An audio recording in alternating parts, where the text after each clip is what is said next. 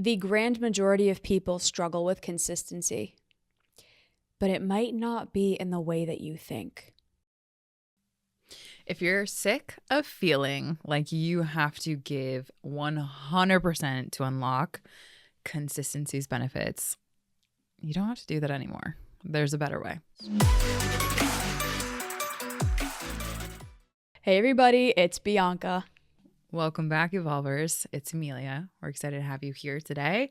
Episode number 447, The Dark Side of Consistency. Bianca, tell us all about this dark side of consistency. I'm even intrigued.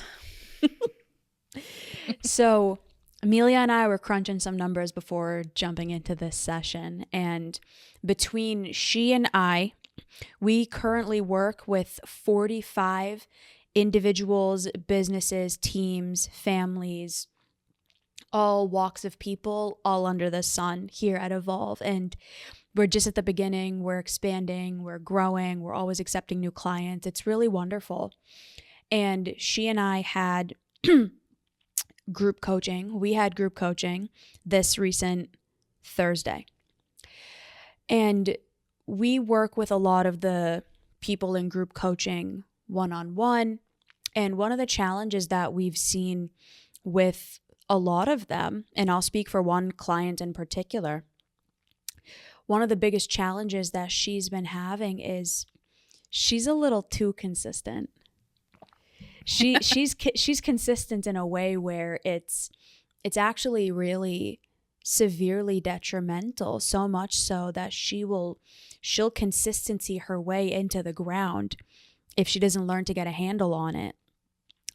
What we are going to be diving into today is how can consistency actually be incredibly disruptive, and what are the ways that you can utilize consistency and that really incredible habit to help steer you into the direction that you want to go in without burying yourself into the ground. Consistency is a challenge that a lot of people struggle with. And if you're listening to this show, you're on multiple ends of the spectrum, right? We work with a lot of clients who they're really consistent in some areas, but in other areas, it feels brutal. It feels like they can't get themselves going no matter what, no matter how hard they try. Mm-hmm. Consistency it's just like anything. It's not good or bad, but it's how you go about it. So we're going to be diving into adaptive and helpful consistency, maladaptive and maybe unhelpful consistency.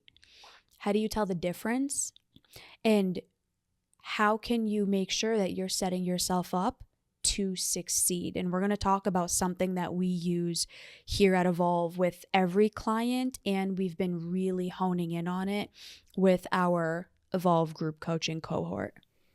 Yeah, so let's get started, Bianca, with our definitions of consistency, because I also want to share with everyone that's joining us and whoever decides to have us to quote an evolver in our community as their auditory support system, which shout out to you, you know who you are. For anyone that decides to listen to Evolve on a consistent basis, meaning we produce episodes every Monday and Thursday, every single week, we have not missed, which puts us into the 0.0001% of podcasters in the industry, might I just say, which is quite a feat for two women. And so with that being said, I'll share first. The act of being consistent, or consistency in general, is literally simply a repeat of behaviors. And it's not just the behaviors, it's a repeat of the thought that comes before that behavior. So for example, people have said, don't break the promises that you make to yourself. Why is that? Well, because you want to be able to rely and depend on you for your own levels of self-esteem, for your own levels of feeling credible, and your own levels of feeling like you can respect yourself and attune to what is meaningful and important to you. So taking that thought and saying, I'm going to brush my teeth every single day, And that thought then translates into a behavior that allows you to do that again and again every single day. Now, being someone who is consistent, it is someone who is able to do those repeat behaviors again and again over a span of time, whatever that duration might be. And most importantly, what I want to shout out in my definition is the fact that that does not mean that it is easy. That does not mean that it is something that you're giving 100% to and it yields you 100%. So picture the toothbrushing example. You're not going to like dentist clean, right? You go to the dentist and they teach you how to like brush your teeth the quote unquote right way. And that's your 100%. So now you try to hit that bar of standard every single day. Maybe you might be sick one day and you're still brushing your teeth, but you can't hit that quote unquote doctor standard. That's still consistency. So Bianca, over to you. What is your definition of consistency? How do you think of it? And what is your frame around it? It's showing up no matter what. As simply put as that, consistency is showing up no matter what at the capacity that you're capable of showing up. So Emilia and I are very open about the fact that we do not try to play the social game the way that other influencers and podcasters and content creators try to do. What we try to do is be real human beings, which means when we're struggling, we are super open about it. We don't on public platforms, on other platforms, we don't pretend and play that game of everything is fine and nothing's going on and we're not real people behind the scenes. No. When we're struggling, we're open about it. When we're having things going on, when things are burning down, we're open about it.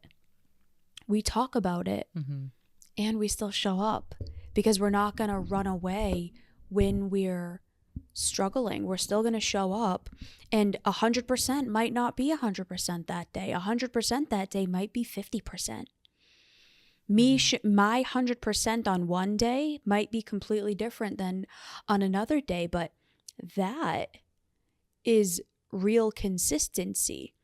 And that's actually, I'll pause there. We'll dive into that after. But so consistency is showing up no matter what, showing up when you say you're going to show up, and showing up at the state and the capacity that you are capable of in that no matter what. Okay. So you and I both have these definitions, and I want our listeners thinking about like, what does consistency or being consistent mean to you? So lovely listener, as you're joining us, if you have a pen and paper, write that down. What does that mean to you? What does that mean in the thoughts that you have, in the emotions that you have, and the behaviors, right? That's like a baseline level of consistency.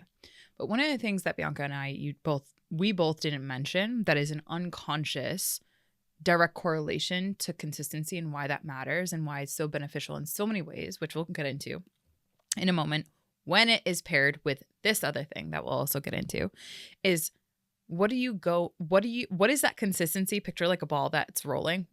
What is the direction that you're headed? So consistency is oftentimes linked with a goal. And as two humans that are massive goal achievers, not necessarily in the large capacity of the goal, although that is a part of who we are individuals who always have goals. And so the consistency is the repeat behaviors that help that action or those behaviors build towards a goal. So direction does matter. And so when you are consistent, again, I'll bring up the toothbrush thing, right? Like if even your goal is to have clean teeth, is to have great dental hygiene, that's a goal, right? Like very plain and simple. So I want to make sure that we call that out because consistency, I guess, B, what do you think? If I were to say consistency doesn't matter if you don't have a goal, would you agree? Would you disagree? Where would your stance be on that? Real time. I agree. And I think a lot of people are going to feel odd about that statement, but most of us have unconscious goals. most of us are living our lives on autopilot, but there are goals underneath that. So like you might brush your teeth every day. It's become a habit. You just know to do it. But why would you keep doing it? Because you have a goal of having nice teeth. Nobody likes, I'm going to sound mean saying this. It's just true. There you go. Or it's not even a goal to have clean teeth. It is what? Bianca, drop the mic. It's a goal to not have shitty, nasty teeth. Moreover than that, it's a goal to not get made fun of for your nasty teeth and your poor dental hygiene, because people will likely, right, have their different opinions about that.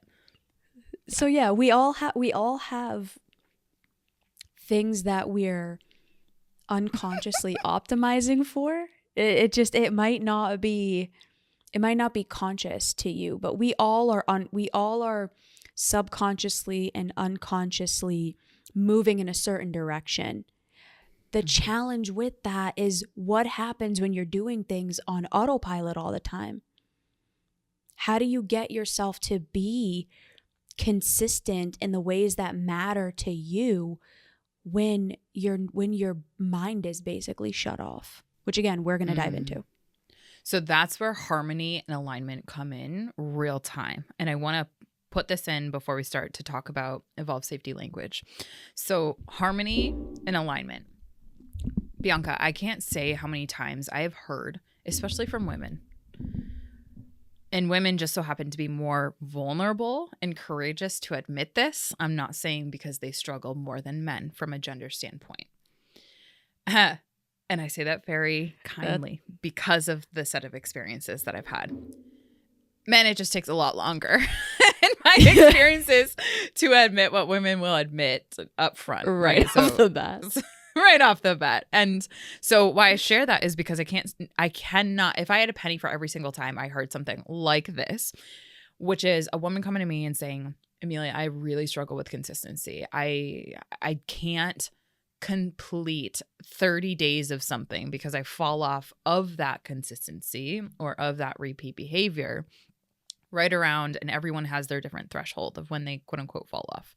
Right. And I love, when I hear those, because more often than not, I'll ask them about what other repeat behaviors that they do, and they'll list out some things. And then I'll start asking about their routines. I'm like, what are their routines? Not the ones that they've like tried to implement, but the ones that they like naturally do. I'm like, so you go to the bathroom, how many times a day? And we'll get into the things that they're like, why is she asking me about this? But what we'll end up seeing is that they're actually extremely consistent.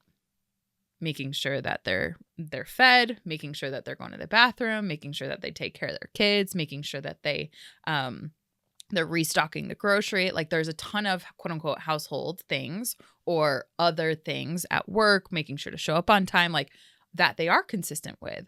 And so there's a reframe there that usually I offer to clients where it's like, wait a second, you're consistent in that area, but when all of a sudden the spotlight is on what you want to do for you, your goals, that's where the inconsistency starts to drop off. Why is that? So that's when we start to go into certain motivators. And Bianca and I are going to talk about motivators. Bianca, you and I were just before this episode really talking about the two big differences in what we see. And I think it's really important that when we talk about consistency, we also mention that we all have this idea of what we can and can't do. And sometimes that idea becomes the limiter of how we show up, why we show up, and then the story that we tell ourselves about ourselves, which ends up kind of being that belief system about ourselves that becomes the Achilles heels, for lack of better words. So let's kind of bring this to more practical. So every single group coaching session, what we've done to try to make sure that we've given language to experiences is we have a slide, essentially, that we call the evolved safety language. And what this does is essentially, we have everyone jump in the room and we ask them where they're at, meaning where are they at in their capacity. And capacity is a really big C when we also talk about consistency, and we'll get into more of the throngs and the depth of that later so that you can leverage that. But we bring everyone in the room and we ask them, green, yellow, red, where are you guys at? And Bianca, what's the best way to describe that safety language so that we link it to the capacity that matters for this conversation around consistency. How would you articulate that? Green is I'm feeling 75 to 100%. I'm good. I'm ready to go. I'm feeling capable. I'm not feeling low valence emotions. I'm not feeling inhibited in any way. Like, I'm good. I'm ready to go. Okay. Yellow is like, I'm feeling a little off. I'm noticing difficult emotions. I'm noticing maybe a little bit of pain, but it's not so bad to where I can't do it. It's like I feel the discomfort, I feel the tension, but it's not so bad that I can't help myself to do it anyways and to work through it. It might not look perfect, but I can still do it. Red is like, absolutely not. Red is like, I have no capacity for this. I feel very incapable. It's going to be a very big burden, and it's going to actually do harm if I were to do this. My physical therapists actually use green, yellow, red too. They said green is like feeling good, feeling capable, feeling ready. Yellow is like you're feeling the pain, but it's not like damaging, injuring pain. It's like discomfort pain that you can work through. And then red is like, I am doing harm if I do this. Right. And what we do at Evolve is we help people to learn how to tolerate the distress of yellow, not push past it, not ignore it and deny it, but how do you show up to where you can in that yellow? Yeah. Beautifully said. And also recognizing that if you're doing this one cycle that we'll talk about in one moment when it comes to consistency, you'll find yourself in red. And how do you name when you're in red, and what are those little nuances in this arena and growth in particular in your inner world when we're talking about consistency for what matters to you, your goals in particular? How do you discern between red states, yellow states, and green? Oftentimes, it's not just this clear-cut line. More often than not, they overlap. And so to use the actual language that we use in group setting, which is very much about sharing and verbalizing your experiences, which is more of that like verbal experience and being in a group setting, whereas like PT is more physical. When we talk about consistency, this safety language, so green is I have capacity for growth and sharing. If I were to layer in consistency in this conversation into this also means that I have capacity to take action at my fullest physical and action-oriented abilities. So for example, I have a lot of women even take on more. Yeah, and maybe even take on more, right? Reach for a little bit of that growth outside of your comfort zone. So like, for example, I have a lot of women that will talk about cycle syncing and cycle tracking and how to optimize your day, how to optimize your life around your 28-day cycle. And this is so fascinating because there's certain days of their cycle where they're automatically showing up and waking up, again, so long as they get great sleep and their needs are taken care of and they're in the habit of doing so, they'll show up ready to conquer the world. And then they shift into a different phase in their cycle and they wake up, they got a great sleep, they're taking care of their needs, and they feel like just struggle bus, which is where the yellow capacity comes in. Yellow, I'm on the struggle bus and I will share. I will do that thing. I will complete the habit loop. I will be consistent, but I'm not going to really like it. And how my mood impacts that, I'm likely going to struggle all the way through because the struggle bus is real right now. And then there's that red, where that red state is let's say, for example, again, needs are taken care of. Then all of a sudden you wake up and you are having like extreme cramps to the capacity where you also recognize that you are now getting kind of sick and you're in that burnout cycle. Because why? Maybe again, you have worked yourself so hard. So you wake up and you're not at capacity, and capacity not only makes the struggle bus look like a joyride, but you don't have any capacity. And it literally feels like that when you go and try to complete whatever habit, whatever behavior that you had promised yourself you can be. Now, this is where the challenge comes in. I have had a lot of conversations recently, Bianca, and I shared with you that I wanted to bring this up, that women have been taught to not honor the shifts in their actual brain and their neurochemistry throughout their 28-day cycle, and have been totally disconnecting from their own body. And so we'll have women that are overperforming, having shame-inducing cycles to put them just constantly in red. That's why you hear some people saying redlining. Same thing with guys. Guys have a 24-hour cycle of their hormonal window, in contrast to women, a 28-day hormonal cycle. So the different phases of their day, they're going to go through what women go through on a 28-day cycle. And so their capacity is going to change. Now, when it comes to consistency, what I find is a lot of women compare their 28-day levels of green, yellow, and red, which shift throughout the day, by the way, to one male's green, yellow, red that happens in a 24-hour day period. So for example, Alan, right, my partner, he wakes up and he's ready to get after it. Green, green, green all day for the first third. And if you've heard him talk about this, first third of the day, he's green. By the second third of the day, he's in his yellow phase. And by the end of his day, because he's putting so much on the court, he's in his red, toggling between redlining and yellow.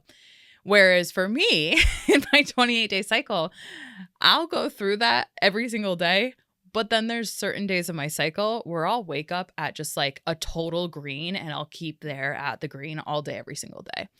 Now, what happens if I were to compare my green day, which is like at a very specific phase of my cycle, with when he's at the end of his evening at a red, red, red. And this is where, for example, I'll be frolicking and dancing and doing the things like I'll be journaling. That's one of my consistency habits. I'll be journaling, having a great time, and he'll be like dead on the couch. And if I were to compare those two scenarios, that might have my narrative of consistency look very different and very skewed. So let's bring it back to what we talked about just a second ago, which was, what is motivating this consistency? And Bianca, I know that you had someone in mind that you wanted to share about, like, what, when we talk about consistency and what is 100%, right? Which is that green, yellow, red. What has someone, when they try to be so consistent and they're actually so good at that? We talked about an IG Live. It was yesterday when we were recording this episode about people pleasing. For example, people pleasers are incredibly consistent, but what does that cause them to do? They're constantly redlining, literally consistently redlining all the time, because they're consistent at meeting everyone else's needs. But as soon as they try to turn that inwardly and set a goal for themselves, that's when the dark side of consistency comes out. So let's talk about the dark side of consistency, and we'll kind of navigate from there.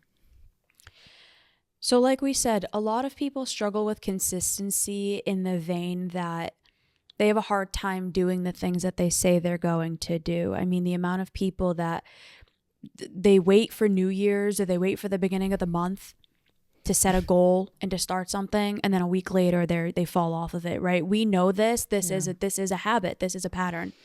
So that's one end of the spectrum. Another end of the spectrum where consistency can do you really dirty is, I have a client who is incredibly consistent. She has a manager part, using IFS language. So she has a manager part that will literally drive her to the core of the earth. Like if she could, she would claw with her hands and feet to the core of the earth. She's that consistent, and she'll do it. Wow. And when she is yellow or red, this manager part of hers, its way of defense, its way of protecting her is, let's do more. You're not good enough. That's why you're struggling right now. So the way we're going to get out of this is, you actually need to take on more. You need to do more. You need to show up more. You need to do and do and do and do and be more consistent. So this client will literally take on multiple tasks at work and home projects and do more therapy sessions and do all of these other things and will burn herself to the ground. That is the dark side of consistency. When you have a shame-based part where the motivating factor for consistency is not enough. I lived that way for a very, very long time. That's actually something that I'm still working through too. And Emilia and I were kind of joking about that before diving into this episode, where I'm kind of the same way. I will overburden myself and then I'll fall into this trap where I took on too much because I didn't feel good enough, and then I burn down, and then the cycle continues again. And it's something that I'm actively working through and I'm getting a lot better at because of the work that, you know, I'm doing behind the scenes. But this is the other dark side of consistency that we see with so many people. You will consistent your way into the ground. And this is what's interesting, because a lot of people hearing what you said before we're about to share what we do share would see that quote unquote woman who's like able to take on all these things, right? They would be glorified. It's like a flex.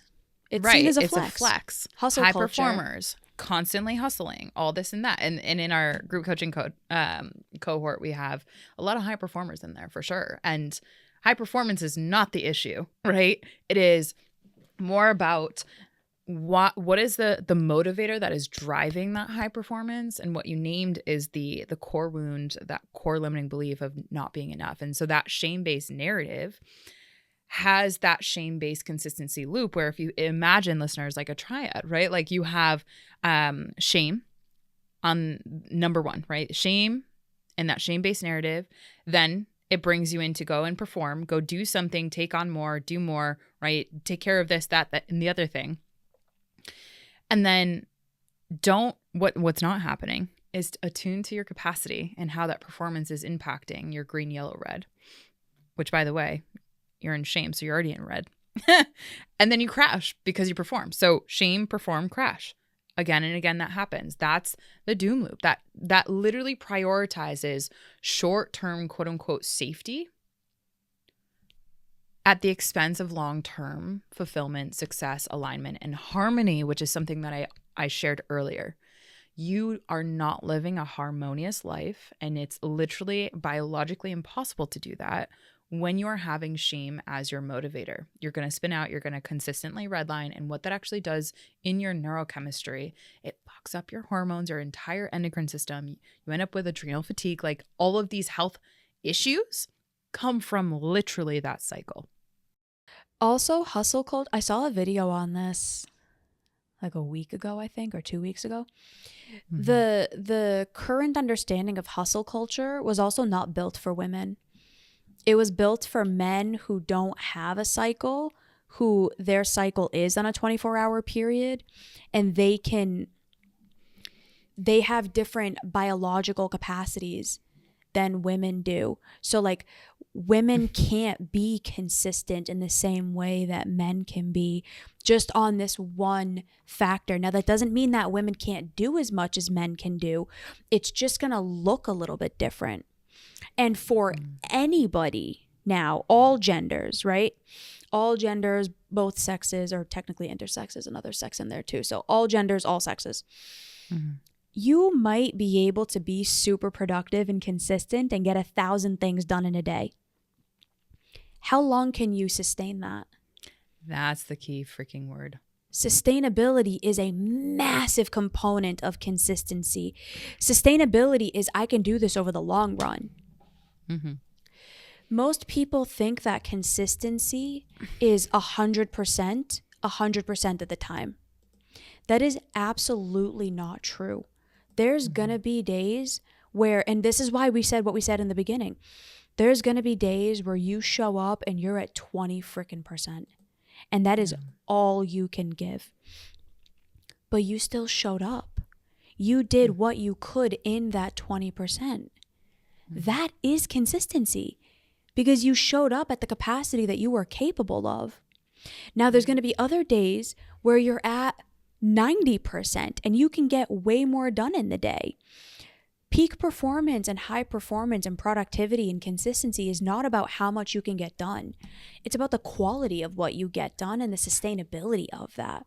The focus is longevity, not right here, right now. How much can I get done? That's like, Alan uses this example all the time. That's like working out, doing 30 minutes of exercise for a week straight, or working out for 3 hours one day. It's not the same.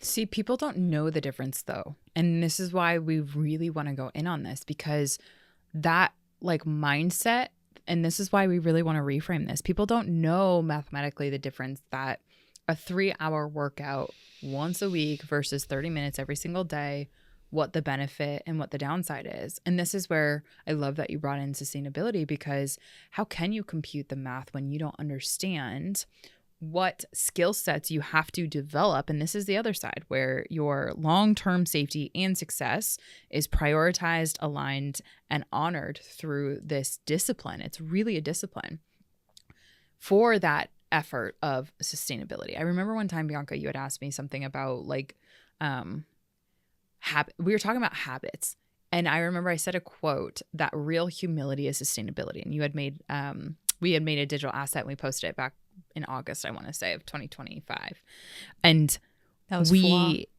it was because one of the things that why I bring that forward, effing fire, for those evolvers who want to adopt the language, you're welcome.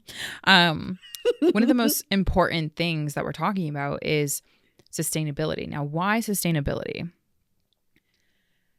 What we talked about and what that example is essentially saying, who's going to have more or less trust, respect, self-esteem, credibility, reliability within themselves?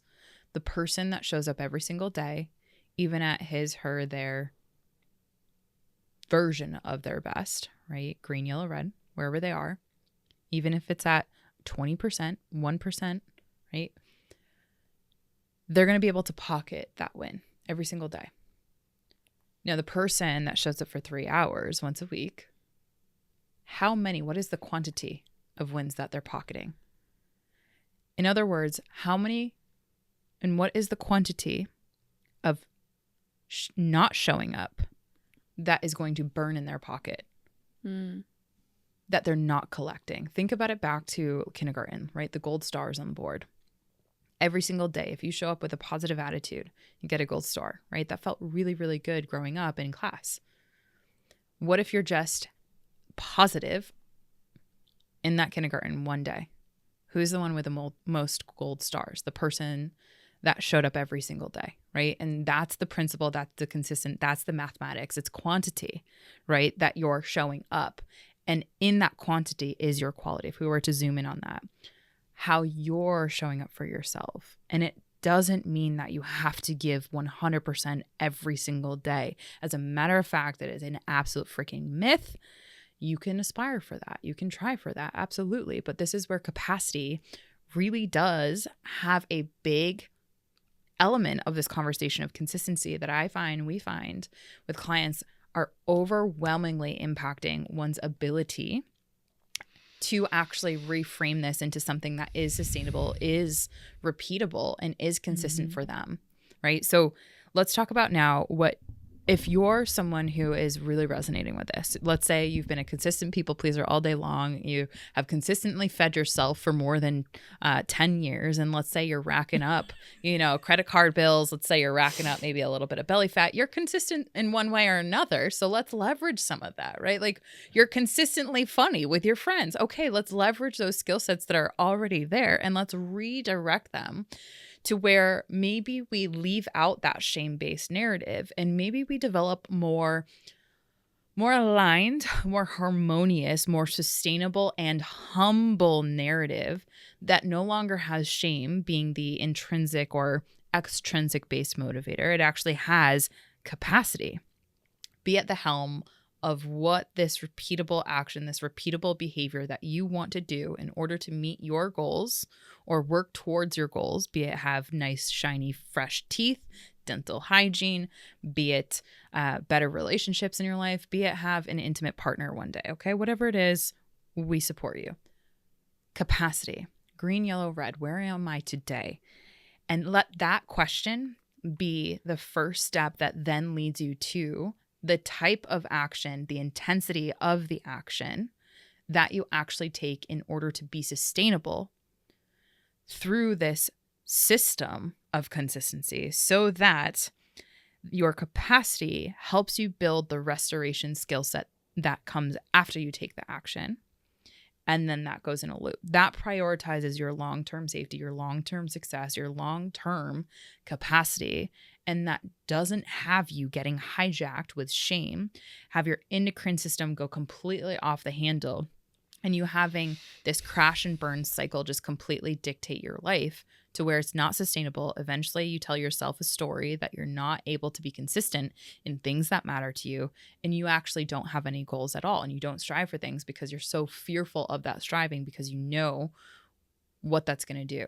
What if you were to change the narrative on that? So Bianca, let's give an example of, and because you had actually gone from this shame-based consistency loop and you're still working on that, would you be open to sharing an example of something that you've become more consistent with over time in terms of the percentage, right? Mm-hmm. Like how you've shown up every single day, regardless of how that's wavered, to where it's capacity, action, restoration. And what skill sets have you built in order to get better at the restoration so that you can focus on sustainability of your consistency?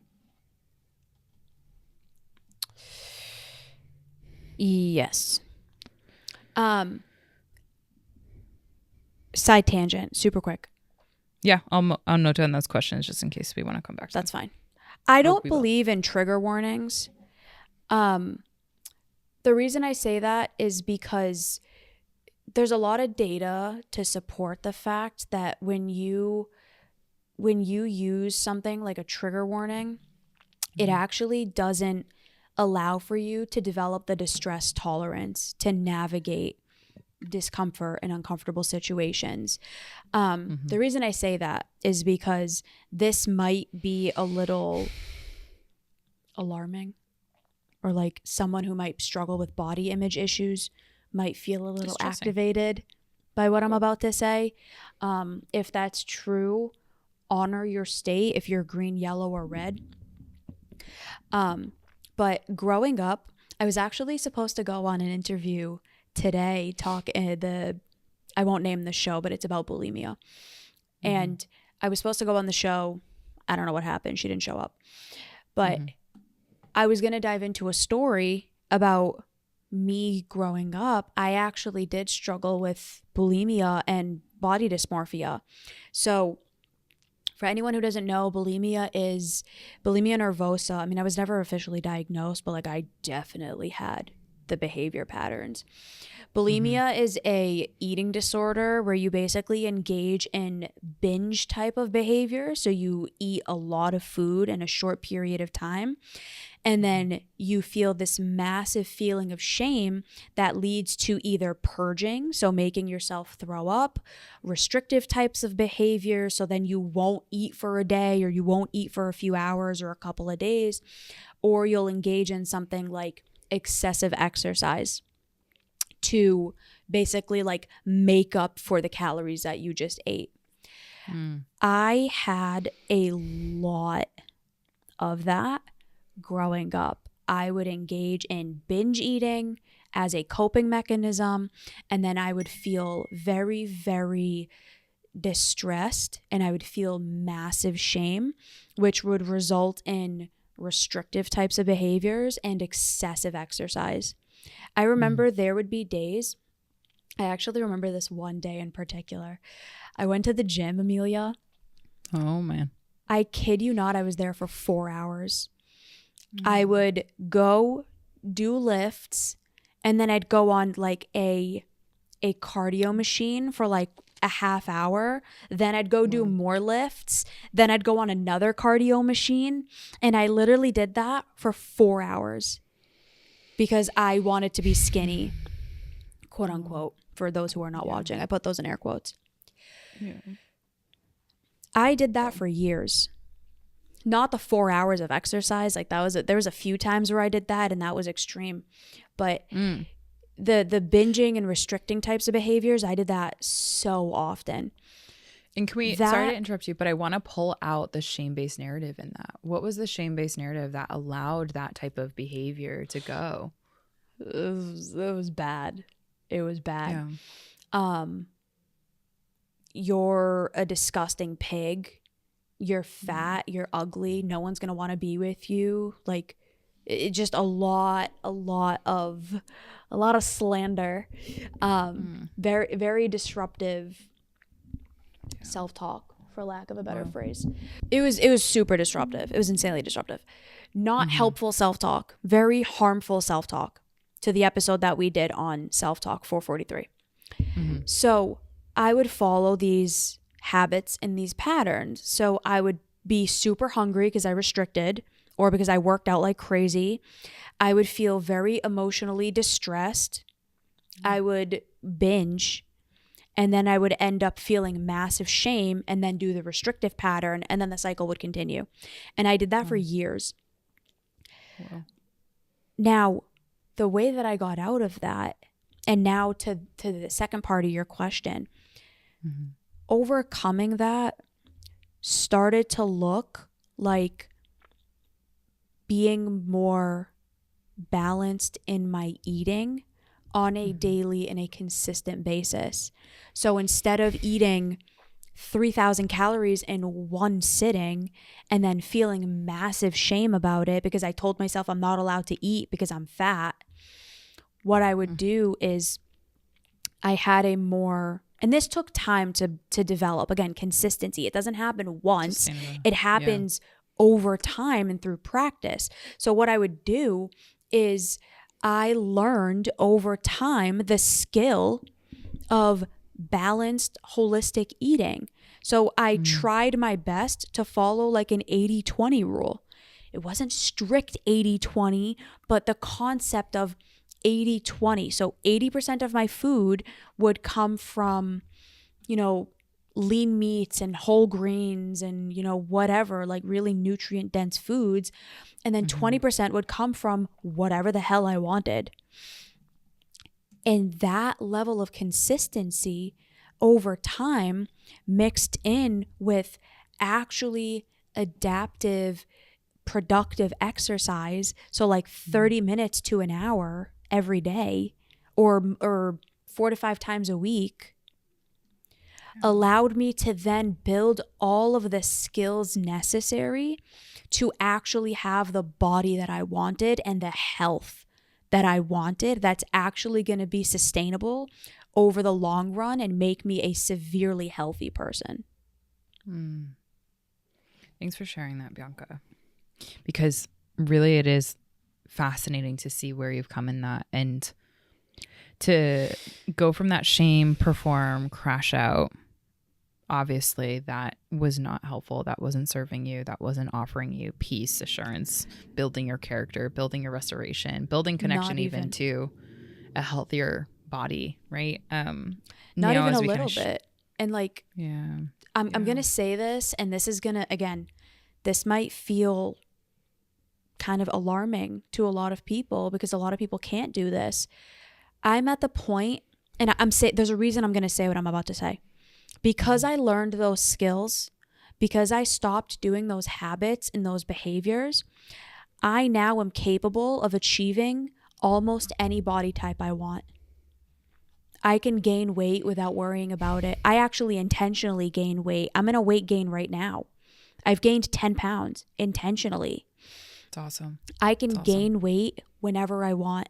I can lose weight whenever I want. And that's alarming to a lot of people because a lot of people can't do that. But I couldn't do that before either.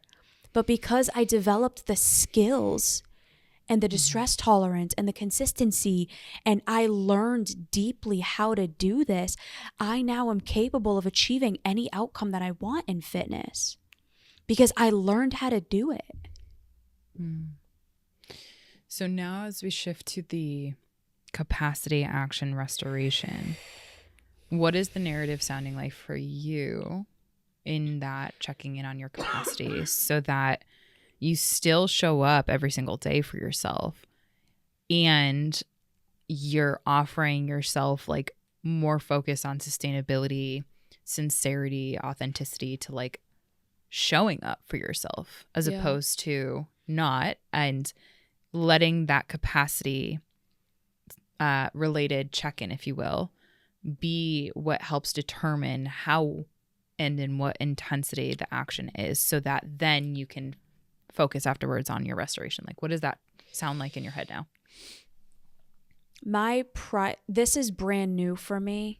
And I say brand new, meaning the last 6 months, probably a year. My sole goal now, my primary goal is to live as long as humanly possible, as healthily as humanly possible. And my capacity now is based on that. So beforehand, if I used to wake up, I was very consistent about going to the gym. I never struggled going. My problem was I would go no matter what. If I got 3 hours of sleep and my back was hurting and I knew I had 1,000 things I had to do that day that were priorities, it didn't matter. I would still go. I would wake up. I would just chug an energy drink, and I used to drink the really bad ones like Bang energy drink, which is like 350 milligrams of trash. I would chug one of those. I'd go to the gym. I'd crash out. I'd chug another one. A couple hours later, I'd crash out again, and then I'd chug another one.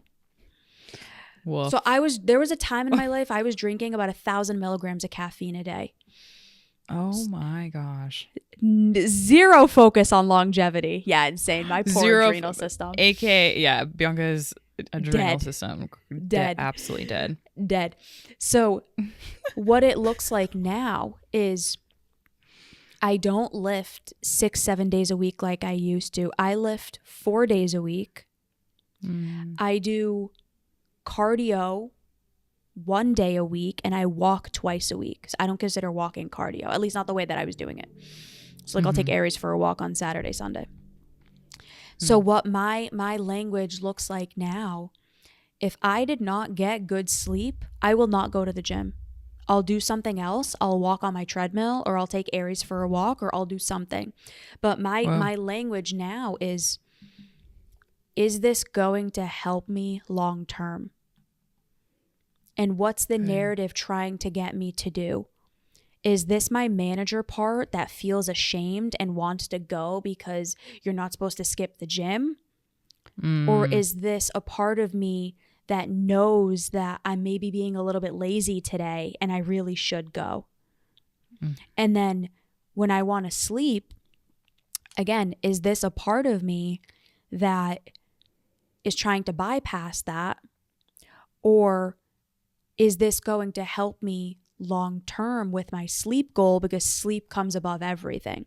So the narrative in total has completely shifted. And it's also like, how does my body feel today? Right. Do I have capacity to lift? If I do, yes. At what rate? Am I going to do 100% today?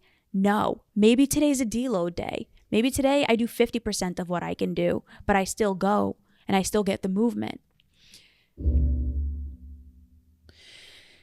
Wild. That is so freaking awesome. First of all, I want to celebrate you. That is really cool to hear, just like in this frame and contrast. And I hope that everyone listening can also hear the shift and what is possible for them. Golden bits. And you qualified it as like, it's been a journey, right? So it's a practice. And what I want to suss out as we start to head towards the end of this episode together is how like your focus, literally the long-term focus, is so much more present in how you're showing up every single day.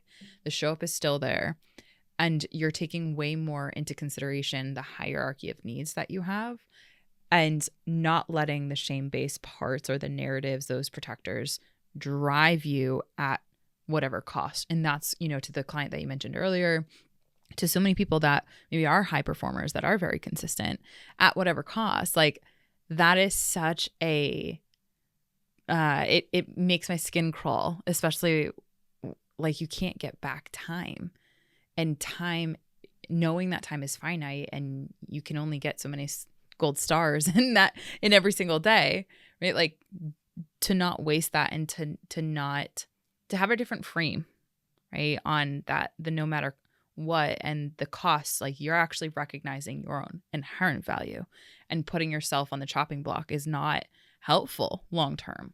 And it reminds me of something that we had talked about this in Out of the Mud recently, about how, I can't remember what the topic was specifically, but we brought consistency into the mix, and we talked about how every single time we have Out of the Muds, every single free value that we give at Evolve, like, there are suggested actions, there's suggested activities for you to take the first step, right? And a lot of people have this ego battle when we say baby steps. Go ahead, just start baby steps. And so we've introduced what we call at Evolve as belief steps, which is really doing this cycle of checking in on your capacity, taking an action that honors your capacity in alignment with your goals, that has you feeling that sense of genuinity with yourself, like being genuine and being sincere, and having integrity with you showing up with what matters to you and alignment with your goals, and has you feeling that like peace, that assurance, and that character development. I would say, like, you build that character within yourself so that you can actually focus on, okay, how do we recover so that we can show up great tomorrow, right? That long-term perspective is so much there. So taking belief steps for our listeners is a reframe that they can also use if they find that their ego is kind of bonking with some of this. And it's focusing in on that longer term perspective. Like, it isn't at no matter what the cost is. Like, there's always a cost long term, and we will suffer those consequences that our present self is kind of torching right now. And when it comes to health and brain health, like, we're such staunch advocates of making sure that you don't go into that sleep debt, because that impacts everything else. So I want to kind of close on something that I thought might be helpful, because for you and I, like, we have so many supports that have helped us to reframe this and to help us take those belief steps and to really change and evolve the way in which we see consistency, how consistent we have been, and how we are some of the most consistent people that I've ever come across. And I don't say that just to put air in our sails. I genuinely have never met more consistent people outside of my partner. But like, I want to end with potential book recommendations and influences that have helped us reframe this. So a couple that came to mind while you were talking that I just wanted to write down really quick that I found to be helpful for me in reframing this was Grit by Angela Duckworth, really focusing in on everyone has their own gritty capacity. Like, we all have the ability to be gritty. And it's just a matter of, from my perspective and from this lens that we spoke about today, knowing where our capacity is to be able to bring that gritty side of us out, and really recognizing that showing up every single day is better than not showing up every single day, because what you build in that is the distress tolerance skills that we talked about, showing up even when you don't want to, and that is quote unquote grit. And grit over time, that helps to develop the discipline that is the foundation of anything that you want to be consistent in, because it's kind of like not overriding that emotional state that you have that maybe you don't want to do it when you're in a yellow state. It's rather honoring the capacity and doing it anyways.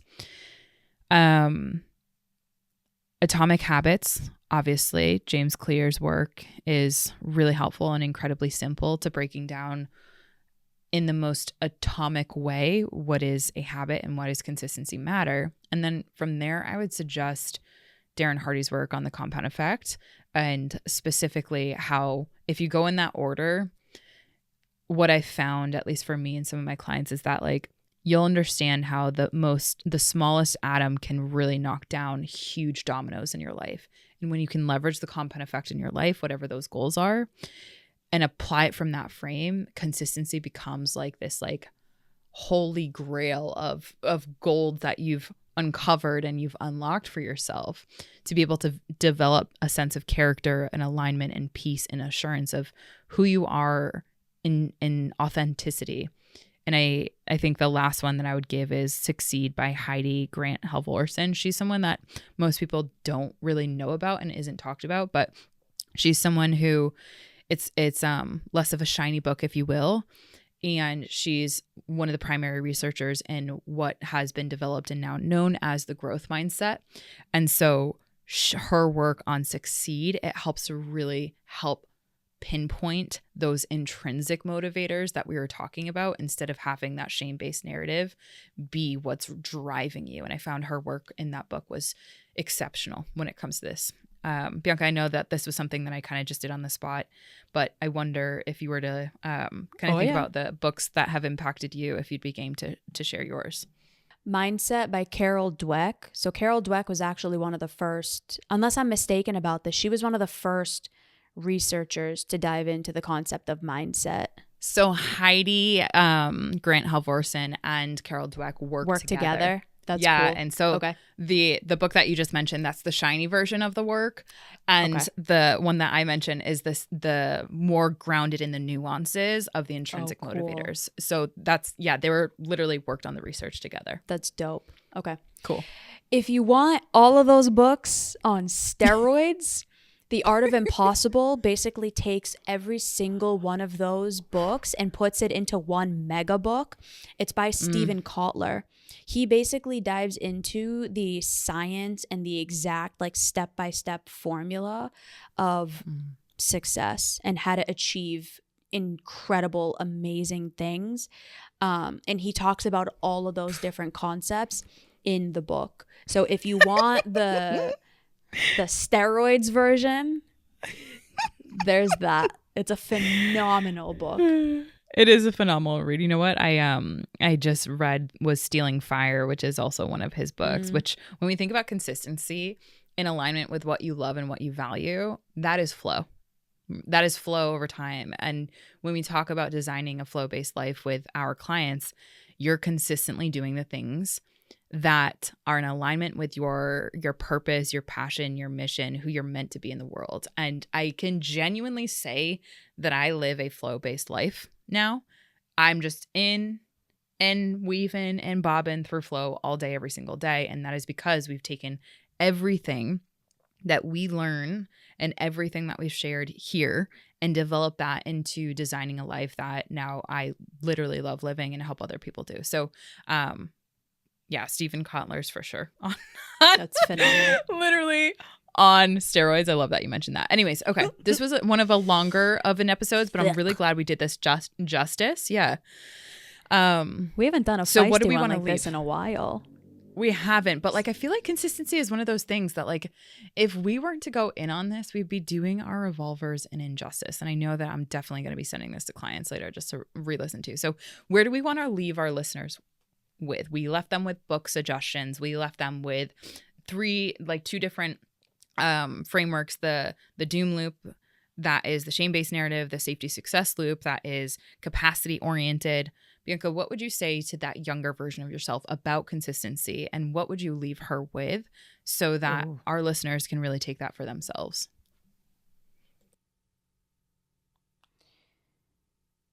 You're not going to get the things that you want by shaming yourself into doing a lot of things in a little bit of time. You're going to get the things that you want by learning how to do a few things over the long run.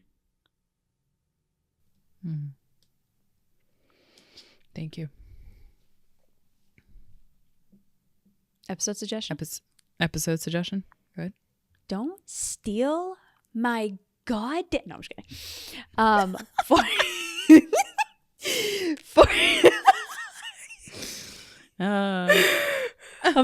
like I told you, I'm feeling feisty.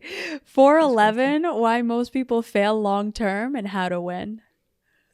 Let's freaking go. My episode suggestion is 429, how not to feel like a mess about yourself. And I really think that like this reframe about consistency, show up every single day, get a gold star, right? Like that's huge. So if you are someone who is struggling in this arena, hopefully by now you have recognized that you're not alone, and we are just a DM away. So DM us. We have all of our contact information in the show notes. We would love to hear from you, and just DM us consistency, and we'll get you started on a sustainable program that, like many of our other clients, have actually totally changed their world. So let us rock your world. We are a DM away. And we hope you enjoyed this episode. Bye, everybody. Bye, everyone.